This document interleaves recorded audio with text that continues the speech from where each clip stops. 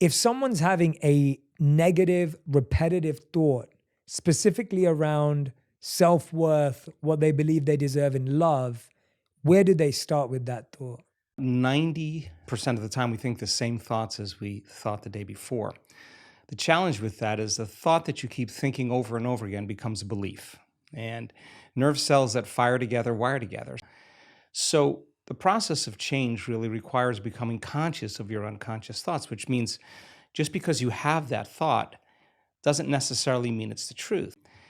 So in the process of change, when you come up against that unconscious belief and you make it conscious, most people get uncomfortable when they confront that thought. And they're stopping an automatic process, because if you decide to confront that thought and make a different choice, get ready, because you're going to feel uncomfortable. It's going to feel unfamiliar, and there's going to be some uncertainty because you're stepping out of familiar territory.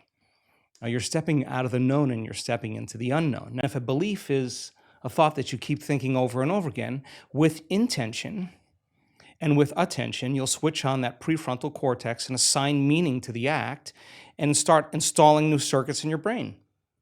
If you keep doing it over and over again, it becomes more hardwired, it becomes more automatic. And now you're installing a new belief that you are worthy of love, you are worthy of abundance, you are worthy to heal, whatever that is. And when it matters the most is when it's the hardest. Because if you don't have the circuitry in place, you'll default back to the old programs, right? And you started thinking about and rehearsing how you were going to act in certain situations. The brain actually doesn't know the difference between the real life experience and what you're imagining. Now, keep firing and wiring those circuits and you're going to begin to behave that way. The best things that have rewired my brain and my mind were things that I repeated daily.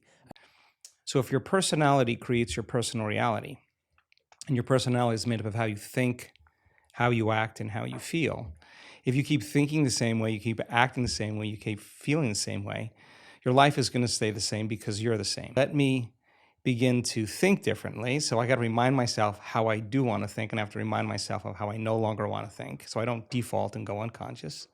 Let me remind myself how I'm going to behave so that I could actually get my behaviors to match my intentions. So the act of disconnecting from your life long enough to remind yourself of who you do want to be and who you no longer want to be, that experiment then is the experiment called life.